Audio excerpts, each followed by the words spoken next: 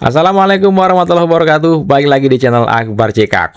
Kocak dan kocak. Ahmad Kosinudin dan Roy Suryo mulai kepanasan ketika tahu mereka dilaporkan Egy Sujana dan DHL soal dua tuyul temui jin iprit. Kosinudin mengklarifikasi, katanya dua tuyul temui jin iprit itu bentuk kritik. Masa iya sebut orang tuyul dan jin iprit itu kritik? Menurut kalian gimana, teman-teman?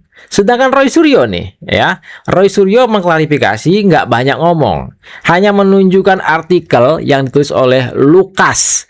Dua tuyul temui jin iprit. Masa iya orang disebut tuyul, disebut jin iprit itu mengkritik? Itu bukan mengkritik, itu menghina namanya Ahmad Kosinudin. Sedangkan Roy Suryo ini lempar bola panas, ya, lempar bola panas ke penulis artikel.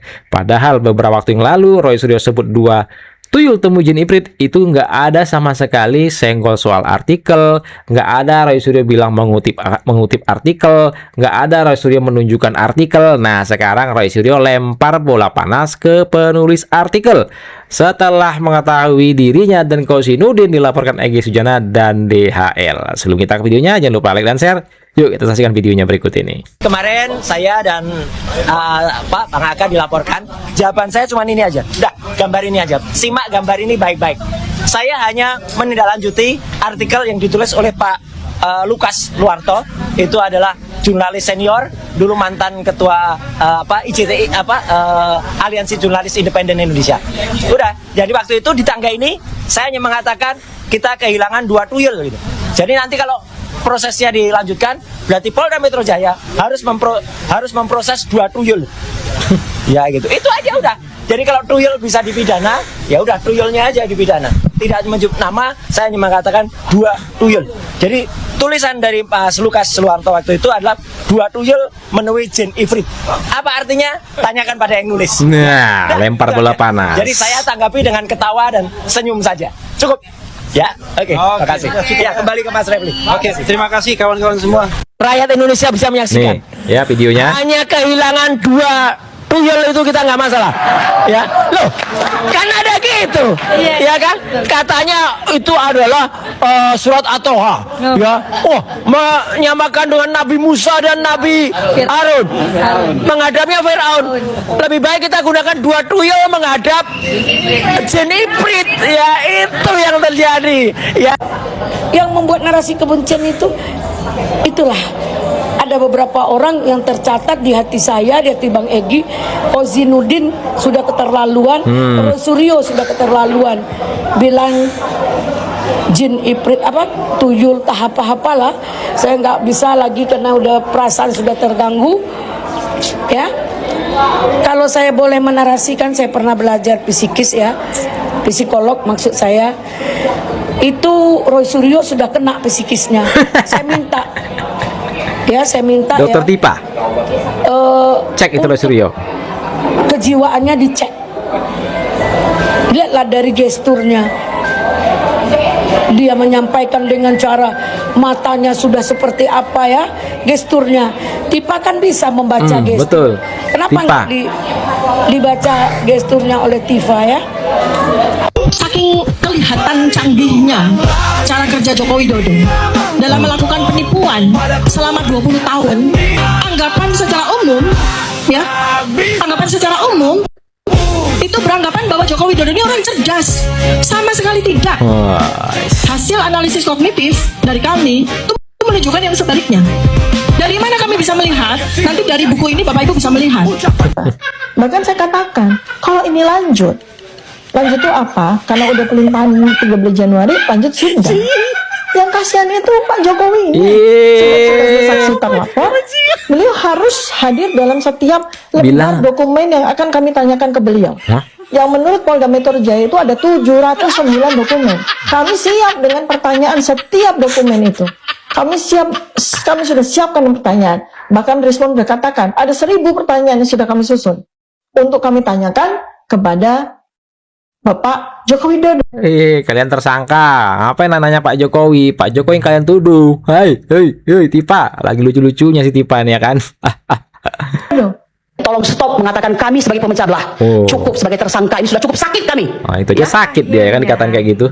Apalah yang terus-terusan dipitnah sama mereka Pak Jokowi. Hari ini. Hah? Gitu aja udah merasa sakit. Episode dari ijazah palsunya Pak Jokowi dikit demi sedikit akan terkuak. Siapa mereka? Bagaimana gerombolan ini dengan sendirinya akan terkuak oleh gerombolan mereka sendiri. Tanpa harus bersusah payah, Pak Jokowi mengklarifikasi, menanggapi ocehan-ocehan dan tuduhan-tuduhan dari mereka. Cukup Pak Jokowi hanya diam dan menyerahkan semuanya ke pengadilan. Dengan diamnya Pak Jokowi membuat kubu Roy Suryo sekarang cakar-mencakar, saling melaporkan. Nah, dan sekarang mereka fokus saling hujat, saling melaporkan antara Egy Sujana DHL dan kubu Roy Suryo, Rismond dan Tifa. Ya, selamat menikmati hasil dari fitnaan yang tidak akan selamanya terus mendapat dukungan dari alam semesta. Becek ketite olo ketoro. Sekali lagi saya mengatakan, becek ketite olo ketoro. Tanpa harus mengungkap siapa sebenarnya di balik semua ini. Mereka akan mengungkapkan sendiri. Kalau seandainya itu terjadi, di antaranya mereka saling membuka rahasia, berarti ini sudah jalan Allah. Jalan Allah sudah dibukakan semuanya, ya. Mana yang salah, mana yang benar, begitu. Terlepas ijazahnya Pak Jokowi palsu atau tidak, ya. Mungkin ijazah palsunya Pak Jokowi tidak seberapa. Kalau rahasia mereka terkuak, betapa malunya, betapa kejamnya, begitu. Ya kan guys? Kita tonton aja ending dari episode ini. Untuk saat ini kita lihat episode yang hari ini, mereka fokusnya saling menghujat, saling menyerang antara kubu Egy Sujana DHL dengan kubunya Koizzinuddin si Tompel Sunio itu. Kita lihat endingnya, apa yang terjadi. Oke guys, kita melihat saja apa dan bagaimana ending dari perjalanan ijazah palsu Pak Jokowi, fitnaan-fitnaan dan kejelekan-kejelekan yang mereka suarakan oleh gerombolan Roy Suryo CS. Salam waras. Waduh, jangan juga akhirnya mengganggu akal sehat kita, Bu. Atau mengganggu akal sehat publik ya. Publik kan harus kita kasih tahu secara rasionalitas, secara logik. Bisa kita pakai itu, bagaimana mengukur isu ini benar atau enggak. Sangat mudah sekali kan gitu. Terus kalau mereka melihat kok ini ramai betul, sebenarnya kan ada kepentingan di balik itu. Coba kalau nggak punya podcast. Kayak nggak begitu juga kayaknya. Iya. Ya kan begitu loh. Atau yang lain juga begitu kan gitu loh. Pantesan Refli sebagai PH-nya atau penasihat hukumnya 3 orang ini ya kan berusaha untuk kalau perlu ini seterusnya jadi kasus ya. Iya, karena datangkan cuan. Datangkan cuan. Cuannya gede. Ya kita ngerti juga. Penontonnya rame terus di kanal dia gitu, kan. Rame terus. Makanya pelihara isu itu. Iya, ratusan juta setiap bulan. Misalnya apa?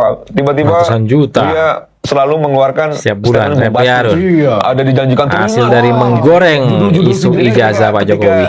Refli bicara gitu, gue cuma ketawa aja sih. Gue bilang, habis segitunya nyari duit bos. Habis segitunya nyari duit bos. Habis segitunya nyari duit bos. Pelan-pelan ya akhirnya mereka mengungkapkan siapa diri mereka ya, siapa diri mereka di isu yang terus-terusan digoreng ini, ijazah Pak Jokowi ya kan. Mereka saling cakar, saling bongkar rahasia ya kan, saling tuduh, saling lapor, bahkan ya mulai terungkap juga ya kan ada cuan di balik isu yang terus-terusan digoreng oleh mereka ini. Seperti yang seperti diskusinya Bang Semar dengan Bang Budius. Sahabat CK, mohon undur diri. Assalamualaikum warahmatullahi wabarakatuh. Salam sehat selalu. Bye bye.